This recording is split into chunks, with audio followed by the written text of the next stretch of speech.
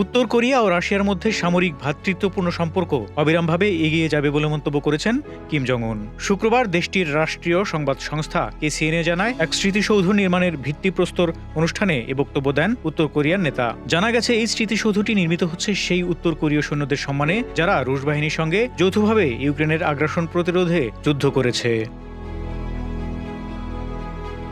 Kim বলেন, দীর্ঘ বছরের এই সামরিক ভ্রাতৃত্ব অবিরামভাবে এগিয়ে যাবে। তিনি আরও উল্লেখ করেন, আধিপত্য ও নির্যাতনের চ্যালেঞ্জ আমাদের সম্পর্ককে বাধাগ্রস্ত করতে পারবে না। এর আগে কিম জং উন ও রুশ প্রেসিডেন্ট ভ্লাদিমির পুতিন পারস্পরিক প্রতিরক্ষা চুক্তি স্বাক্ষর করেছেন। জানা গেছে, উত্তর কোরিয়া রাশিয়াকে সেনা, গোলাবারুদ ও ক্ষেপণাস্ত্র পাঠিয়েছে ইউক্রেনে তাদের পূর্ণাঙ্গ যুদ্ধাভিযান সমর্থনের অংশ হিসেবে। অনুষ্ঠানটির পরিবেশ অত্যন্ত গম্ভীর হয়ে উঠেছিল, যেখানে হাজার হাজার সৈন্য এবং নিহত সেনাদের পরিবারের সদস্যরা তাদের আবেগ ধরে রাখতে পারেনি। কিম সেনাদের শুভেচ্ছা জানান এবং সংঘাতের সময় যারা ক্ষতিগ্রস্ত হয়েছেন তাদের প্রতি সান্ত্বনা জানান।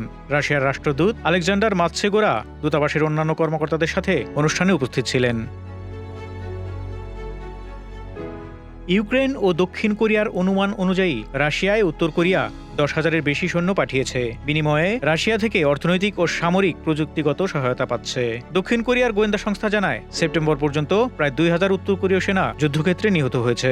চলতি বছরের এপ্রিলে রাশিয়া ঘোষণা করেছিল যে তাদের বাহিনী ইউক্রেনীয় সৈন্যদের কাছ থেকে তুরস্ক অঞ্চল পুনরুদ্ধার করেছে। রাষ্ট্রপতি ভ্লাদিমির পুতিন সেই সময়ে উত্তর কোরিয়ার যোদ্ধাদের তাদের সহায়তার জন্য কৃতজ্ঞতা প্রকাশ করেছিলেন। অন্যদিকে কিম জং উন বলেছিলেন যে যারা অংশগ্রহণ করেছিলেন তারা ন্যায় বিচারের জন্য লড়াই করেছিলেন।